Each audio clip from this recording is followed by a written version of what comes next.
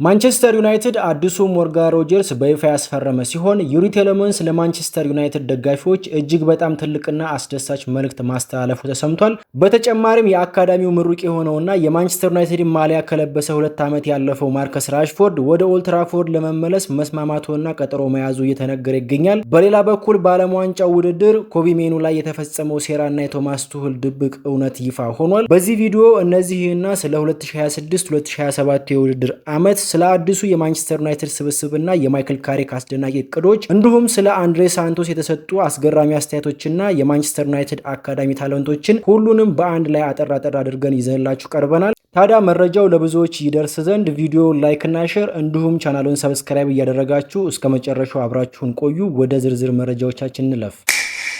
የመጀመሪያው ርዕሰ ጉዳያችን ማርከስ ራሽፎርድ ወደ ማንቸስተር ዩናይትድ ለመመለስ ቀጠሮ መያዙን ይመለከታል። ባሳለፍነው የውድድር ዘመን በባርሴሎና ቤት በውሰት ያሳለፈው ማርከስ ራሽፎርድ የ40 ሚሊዮን ፓውንድ የውል ማፍረሻው የጊዜ ገደብ ስላበቃ አሁን እሱን ለመግዛት የሚፈልግ ማንኛውም ክለብ ከማንቸስተር ዩናይትድ ጋር በቅድሚያ መደራደር አለበት።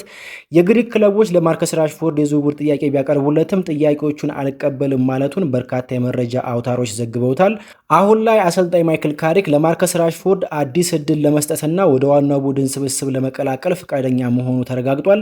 በዚህም መሰረት በዓለም ዋንጫው ላይ የነበረው ማርከስ ራሽፎርድ የተሰጠውን የ3 ሳምንት እረፍት አጠናቆ በፈረንጆቹ ነሐሴ 10 ወደ ካሪንግተን እንደሚመለስ ይጠበቃል።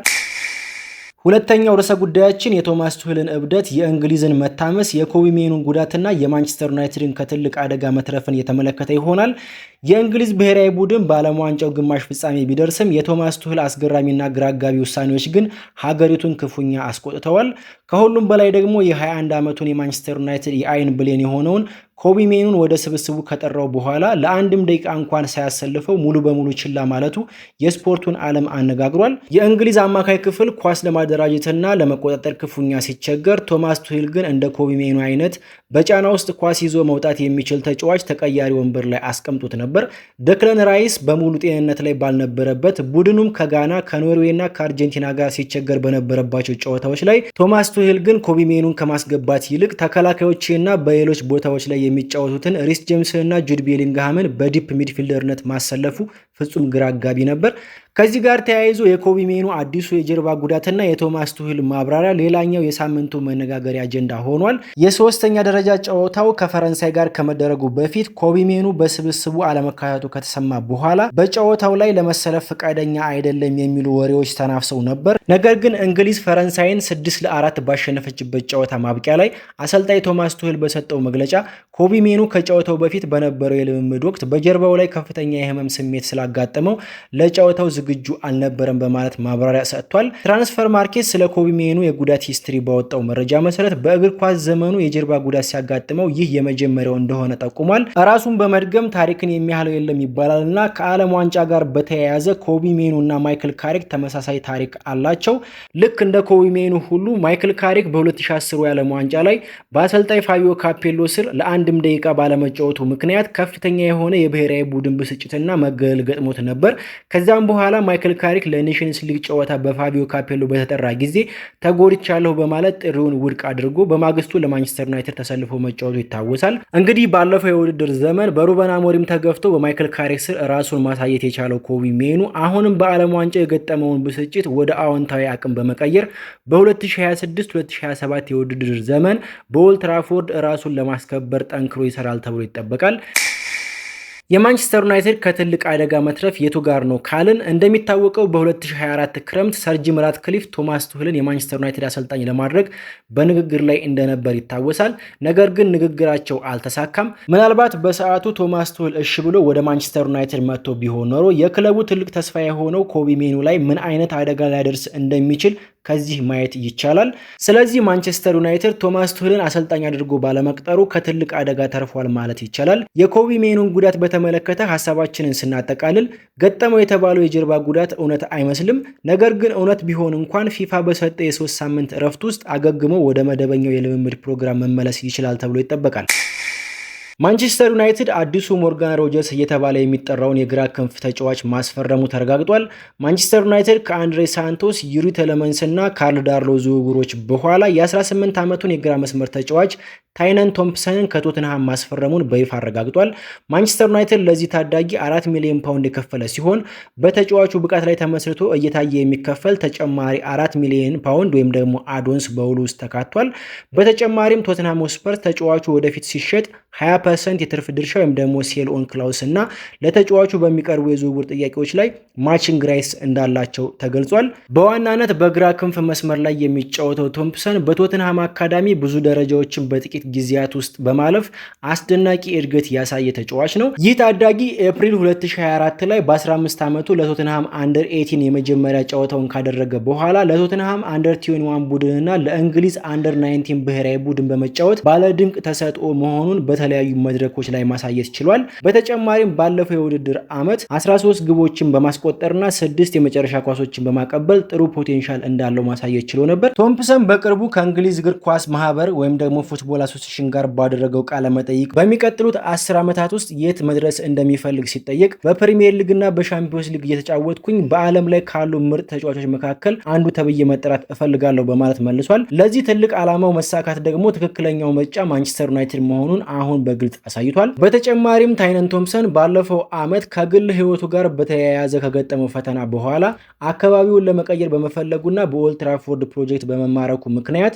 የሰሜን ለንደኑን ክለብ ጥሎ ወደ ማንቸስተር ገብቷል። የቶምፕሰን ዝውውር ማንቸስተር ዩናይትድ ቀደም ሲል ኤደን ሄቨንን በ1 ሚሊዮን ፓውንድ ካስፈረመበት መንገድ ጋር እጅግ ተመሳሳይ ነው ማለት ይቻላል። ኤደን ሄቨን በአጭር ጊዜ ውስጥ የዋናው ቡድን አባል መሆን እንደቻለው ሁሉ ቶምፕሰንም በካሪንግተን ራሱን አሻሽሎ የሻምፒዮንስ ሊግ ተሳትፎ ወዳለው የማይክል ካሪክ ስብስብ በቅርቡ ይቀላቀላል ተብሎ ይጠበቃል። ከዚህ ጋር ተያይዞ ማንቸስተር ዩናይትድ ለማይክል ካሪክ አዲሱን ሞርጋን ሮጀርስ እንዳስረከበው እየተነገረ ይገኛል። ባሳለፍነው ሳምንት አስቶን ቪላ ሞርጋን ሮጀርስን በ117 ሚሊዮን ፓውንድ ለቼልሲ በመሸጥ ውዱ እንግሊዛዊ ተጫዋች ሲያደርገው አሰልጣኝ ማይክል ካሪክ ፈገግ ማለቱ አይቀርም። ምክንያቱም ሮጀርስ ከማንቸስተር ሲቲ አካዳሚ 1 ሚሊዮን ፓውንድ ባልሞላ ዋጋ ወደ ሚድልስብሮ ሲዘዋወር አቅሙን አውጥቶ ለዓለም ያሳየውና የኮከብነት መንገዱን የጠረገለት አሰልጣኝ ማይክል ካሪክ ነበር። ታዲያ አሁን ላይ ማንቸስተር ዩናይትድ ታይነን ቶምፕሰን የተባለ ሌላ ተመሳሳይ የተፈጥሮ ድንቅ ስጦታ ለማይክል ካሪክ እንዳስረከበው እየተነገረ ይገኛል። ሞርጋን ሮጀርስ እና ታይነን ቶምፕሰን ተመሳሳይ የክህሎትና የእድገት መስመር ስላላቸው ቶምፕሰን በማንቸስተር ዩናይትድ ቤት የካሪክ አዲሱ ሞርጋን ሮጀርስ ለመሆን የሚያስችሉት ባህሪያት እንዳሉት እየተነገረ ይገኛል። ለምሳሌ ልክ ሮጀርስ በማይክል ካሪክ ስር ሲመጣ እንደነበረው ሁሉ ቶምፕሰንም ፈጣን፣ ረዘም ያለ ቁመና ያለው ሁለገብና በግል ክህሎቱ ተከላካዮችን ማለፍ የሚችል አጥቂ ነው። ሁለተኛው ምሳሌ የማይክል ካሪክ አስደናቂ ተጫዋቾችን የማሳደግ ወይም ደግሞ የታለንት ዴቨሎፕመንት ጥበብ ሲሆን ማይክል ካሪክ የሮጀርስን አቅም ወደ ዓለም አቀፍ ደረጃ እንደቀየረው ሁሉ ቶምፕሰንንም ወደ ከፍተኛ ደረጃ ለማድረስ ከማይክል ካሪክ የተሻለ ሌላ አሰልጣኝ የለም እየተባለ ይገኛል። አንድሬ ሳንቶስ ከኤንዞ ፈርናንዴዝ እና ከሞሴስ ካሴዶ ይበልጣል የሚሉ አስተያየቶች በእግር ኳስ ጸሐፊያን እየተሰጠ ይገኛል። ማንቸስተር ዩናይትድ ብራዚላዊውን አማካይ አንድሬ ሳንቶስን በ48 ሚሊዮን ፓውንድ ከቼልሲ ማስፈረሙ ይታወሳል። የ22 ዓመቱ ወጣት በቅድመ ውድድር ዝግጅት ከሬክስሃም ጋር በተደረገው ጨዋታ በመሃል ሜዳ ላይ ያሳየው ድንቅ እንቅስቃሴ የብዙዎችን ቀልብ ስቧል። በስታንፎርድ ብሪጅ በነበረው ቆይታ ከ100 ሚሊዮን ፓውንድ በላይ በወጣባቸው እንደ ኤንዞ ፈርናንዴዝ እና ሞሴስ ካሴዶ ባሉ ተጫዋቾች ጥላ ስር በመሆኑ የመጫወት እድል አላገኘም ነበር። ነገር ግን ቼልሲን በተመለከቱ ጉዳዮች ላይ የሚጽፈው ባለሙያ ቦቢ ቪንሰንት እንደገለጸው ከሆነ የአንድሬ ሳንቶስ የወደፊት የእግር ኳስ ህይወት እጅግ በጣም ብሩህ ነው ብሏል። ቪንሰንት በገለጻው ላይ አንድሬ ሳንቶስ ወደፊት ከካሴዶ እና ከኤንዞ ፈርናንዴዝ የተሻለ ተጫዋች የመሆን ሙሉ አቅም ወይም ደግሞ ፉል ፖቴንሻል አለው። ምናልባት አሁን ላይ 48 ሚሊዮን ፓውንድ ትልቅ መስሎ ሊታይ ይችላል። ነገር ግን የዘንድሮውን የተጫዋቾች የዝውውር ዋጋ ስንመለከት ይህ ለማንቸስተር ዩናይትድ ትልቅ ጥቅም የሚያስገኝ ኢንቨስትመንት ነው በማለት አስተያየቱን ሰጥቷል። የቪንሰንት አስተያየት እውነትነት ቢኖረውም አንድሬ ሳንቶስ ገና የ22 ዓመት ወጣት በመሆኑ በማይክል ካሪክ ስር በቂ የሆነ የጨዋታ ጊዜ፣ ትዕግስትና እምነት ያስፈልገዋል። ስለዚህ በ2026-2027 የውድድር ዘመን በሁሉም ጨዋታዎች ላይ በቋሚነት ባይሰለፍ እንኳን ለእድገቱ እጅግ ወሳኝ ዓመት ይሆናል ተብሎ ይጠበቃል። በአሰልጣኝ ማይክል ካሪክ ስብስብ ውስጥ ቦታ ለማግኘት የሚፋለሙት የአካዳሚ ታዳጊዎች የማንቸስተር ዩናይትድን የአማካይ ክፍል ስንመለከት ምንም እንኳን ኮቢ ሜኑ፣ ብሩኖ ፈርናንዴዝ፣ አንድሬ ሳንቶስ፣ ዩሪ ቴሌማንስ እና ሜሰን ማውንት ለ2026-2027 የውድድር ዘመን የዋናው ቡድን አማራጮች ቢሆኑም በቅድመ ውድድር ዝግጅት ላይ የአካዳሚ ወጣቶች የአሰልጣኝ ማይክል ካሪክን ትኩረት ለመሳብ እያደረጉት ያለው ትግል ፍጹም አስደናቂ ነው። ከሬክስሃም ጋር በተደረገው የመጀመሪያው የቅድመ ውድድር ጨዋታ ላይ የተሰለፉት ወጣቶች ለማንቸስተር ዩናይትድ ትልቅ ተስፋ የሚሰጥ እንቅስቃሴ ነበር ያሳዩት። ለምሳሌ የፍሌቸር መንትያ ልጆች ስንመለከት ከሜሰን ማውንትና ከአንድሬ ሳንቶስ ጋር በቋሚነት ጨዋታውን የጀመረው ጃክ ፍሌቸር ወደፊት ተጠግቶ የመጫወት ችሎታውና በግራ መስመር ተከላካይነት ጭምር ሰፊ የሜዳ ክፍል ለመሸፈን ጥረት ሲያደርግ ነበር። የጃክ መንትያ ታይለር ፍሌቸር በሁለተኛው አጋማሽ የቡድኑ አምበል ሆኖ በመግባት በማይክል ካሪክ በኩል ትልቅ እምነት እንደተጣለበት ማሳያ ነው። ሌላኛው የመሸጥ ወይም ደግሞ የመቆየት ውሳኔ የሚሰጥበት አማካይ የ22 ዓመቱ ቶቢ ኮሊየር ሲሆን በሬክስሃሙ ጨዋታ ጠንካራ እንቅስቃሴ ቢያሳይም በማንቸስተር ዩናይትድ ቤት ለመቆየት በሚቀጥሉት ጨዋታዎች ላይ ከዚህ የተሻለ እንቅስቃሴ ማድረግ ይጠበቅበታል። አራተኛው አማካይ ጂም ትዋይትስ ሲሆን ከማንቸስተር ዩናይትድ ታዳጊዎች መካከል በቴክኒክና በቅጣት ምት አጠቃቀሙ የዴቪድ ቤካምን ትዝታ የሚቀሰቅስ እጅግ አስደሳች ወጣት ነው። አሁንም በእድገት ደረጃ ላይ በመሆኑ በአካዳሚ የመቆየት እድሉ ሰፊ ቢሆንም በቅርቡ ከዋናው ቡድን ጋር ይቀላቀላል ተብሎ ይጠበቃል። ከዚህ ጋር አያይዘን አዲሱ የማንቸስተር ዩናይትድ ፈራሚ ዩሪ ቴሎመንስ በሜዳ ላይ ከሚያሳየው ድንቅ ብቃት ባሻገር ከሜዳ ውጭና በመልበሻ ክፍል ውስጥ አርአያ መሆን ስለሚችልበት ጉዳይ ትንሽ ነገር እንመልከት። ገና በታዳጊነት እድሜው አንደርሌክትን እንዲሁም ደግሞ በ2026 የዓለም ዋንጫ ቤልጅየምን በአምበልነት የመራው ቴሎመንስ በካሪንግተን የአመራር ብቃቱን ለታዳጊዎች ለማካፈል ዝግጁ መሆኑን ከማንቸስተር ዩናይትድ ቴሌቪዥን ጋር በነበረው ቆይታ ገልጿል።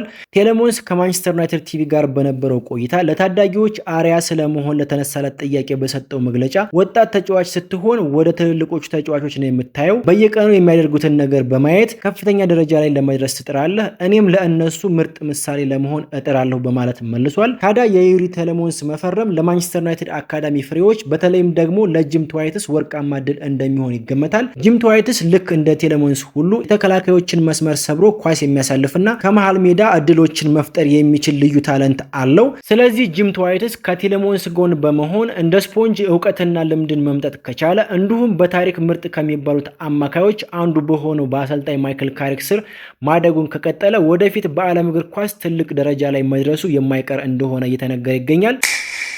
አምስተኛው አማካይ ጃኮብ ደቫኒ ሲሆን ሁለገብነቱ ወይም ደግሞ ያለው ፖዚሽናል ቨርሲቲሊቲ በፈጠረለት እድል በሬክስሃሙ ጨዋታ በመሃል ተከላካይነት ተሰልፎ ማይክል ካሪክን ባስደመመ መልኩ ድንቅ ብቃቱን አሳይቷል። ከዚህ ጋር ተያይዞ የሊሳንድሮ ማርቲኔዝ አዲስ ጉዳትና የማይክል ካሪክ አስደናቂ እቅድ ለወጣቱ ጃኮብ ደቫኒ ትልቅ እድል እንደሆነ እየተነገረ ይገኛል። አርጀንቲና በስፔን 1-0 በተሸነፈችበት የዓለም ዋንጫ ፍጻሜ ጨዋታ ሊሳንድሮ ማርቲኔዝ ገና በመጀመሪያው አጋማሽ ባጋጠመው ጉዳት ተቀይሮ ከሜዳ መውጣቱ ይታወሳል። ማርቲኔዝ ለአርጀንቲና ብሔራዊ ቡድን ድንቅ ብቃቱን ያሳየ ቢሆንም የጉዳቱ ታሪክ ግን አሁንም ማንቸስተር ዩናይትድ ትልቅ ስጋት መሆኑን ቀጥሏል። ታዲያ ይህ አጋጣሚ በቅድመ ውድድር ዝግጅት ከሬክስሃም ጋር በነበረው የመጀመሪያው ጨዋታ ላይ አስደናቂ ብቃቱን ላሳየው ጃኮብ ደቫኒ ትልቅ እድል ይፈጥራል የሚል አስተያየት እየተሰጠ ነው። ናቹራል ዲፌንሲቭ ሚድፊልደር የሆነው የ19 ዓመቱ ጃኮብ ደቫኒ ከሬክስሃም ጋር በነበረው ጨዋታ በመሃል ተከላካይነት ተሰልፎ ያሳየው ፐርፎርማንስ የደጋፊዎችንና የካሪክን ትኩረት መሳብ ችሏል። በዚህም መሰረት የሊሳንድሮ ማርቲኔዝ ጉዳትና የማቲያስ ደሊክት የማገገሚያ ጊዜ መራዘም ለጃኮብ ደቫኒ ጥብቅ ፉክክርና ፍልሚያ ከሚበዛበት መሃል ሜዳ ወጥቶ በመሃል ተከላካይነት መጫወት የሚያስችል ሁለገብነቱ በማይክል ካሪክ የዋናው ቡድን ስብስብ ውስጥ ቦታውን በቀላሉ ለማረጋገጥ ትልቅ በር ይከፍትለታል። ባለፈው የውድድር ዘመን ስኬታማ የውሰት ጊዜን ያሳለፈው ጃኮብ ደቫኒ በቀሪዎቹ የፕሪሲዝን ጨዋታዎች ላይ የካሪክን ፈተና በብቃት መወጣት ከቻለ የማርቲኔዝ ጉዳት ወደ ዋናው ቡድን የማደጊያ ትልቅ መሰላል ይሆነዋል ተብሏል። የመጨረሻው ርዕሰ ጉዳያችን የጆሹዋ ዚርክዚንና የማንቸስተር ዩናይትድን የአጥቂ መስመር ተጫዋች ፍለጋን የተመለከተ ይሆናል። በማንቸስተር ዩናይትድ ቤት ከቅድመ ውድድር ዝግጅት መጀመር ጋር ተያይዞ ከፍተኛ የመነጋገሪያ ርዕስ ከሆኑት ተጫዋቾች መካከል አንዱ ሆላንዳዊ የፊት መስመር ተጫዋች ጆሹዋ ዚርክዚ ነው። ማንቸስተር ዩናይትድ በቅድመ ውድድር ዝግጅት በሬክስሃም 1-0 በተሸነፈበት የመጀመሪያው ጨዋታ ዚርክዚ የመጀመሪያውን 45 ደቂቃ ተጫውቶ ቢወጣም የደጋፊዎችን ጥያቄ ሙሉ በሙሉ መመለስ አልቻለም። ጆሹዋ ዚርክዚ ባለፉት ሁለት የውድድር ዘመናት በኦልድ ትራፎርድ የነበረው ቆይታ ውጣ ውረድ የበዛበት ቢሆንም የ2026-2027 የውድድር ዘመን ለሱ የተለየ ሊሆን የሚችልበት አንድ ትልቅ ምክንያት አለ። ዚርክዚ በማንቸስተር ዩናይትድ ቤት 3ኛ ዓመቱን እንደሚይዝ ይታወቃል። ነገር ግን በ2024 ከኔዘርላንድ ጋር በዩሮ ውድድር ምክንያት በ2025 ደግሞ በደረሰበት ጉዳት ምክንያት ማንቸስተር ዩናይትድ ያዘጋጃቸውን የክረምት ልምምዶች ሙሉ በሙሉ ሳይሳተፍ ቀርቷል። ስለዚህ በዘንድሮው ክረምት ሙሉ የቅድመ ውድድር ዝግጅት ሲያደርግ የመጀመሪያው ይሆናል ማለት ነው። ይህ ሙሉ ዝግጅት ለዚርክዚ ራሱን ለማሳየትና ብቃቱን ወደ ተሻለ ደረጃ ለማሳደግ የመጨረሻው እድልና መነሻ ሊሆን ይችላል። ነገር ግን ጆሹዋ ዚርክዚ በቅድመ ውድድር ዝግጅት ጨዋታዎች ላይ ብቃቱን ቢያሻሽልም እንኳን ማንቸስተር ዩናይትድ ተጨማሪ የፊት መስመር አጥቂ ማስፈረም እንደሚያስፈልገው በርካቶች ይስማማሉ። ምክንያቱም ቤንጃሚን ሼሽኮ በጉዳት ላይ መሆኑና ታዳጊው ቺዶኦቢ ደግሞ በውሰት ወደ ሌላ ክለብ የመሄድ እድሉ ሰፊ በመሆኑ ማንቸስተር ዩናይትድ አዲስ አጥቂ ማስፈረሙ ለማይክል ካሪክ ስብስብ እጅግ ወሳኝ ይሆናል። ለዛሬ ያዘጋጀናቸው ማንቸስተር ዩናይትድን የተመለከቱ መረጃዎቻችን እነዚህ ነበሩ። እስከ መጨረሻው አብራችሁን ስለነበራችሁ ከልብ እናመሰግናለን። ስለ ፕሮግራማችን የተሰማችሁንና ሐሳባችሁን በኮሜንት መስጫው ላይ አጋሩን። ቪዲዮውን ላይክ እና ሼር እንዲሁም ቻናሉን ሰብስክራይብ ማድረጋችሁ እንዳትረሱ። ቀጣይ በአዳዲስ መረጃዎች እስከምንገናኝ መልካም ጊዜ ይሁንላችሁ። ቻው።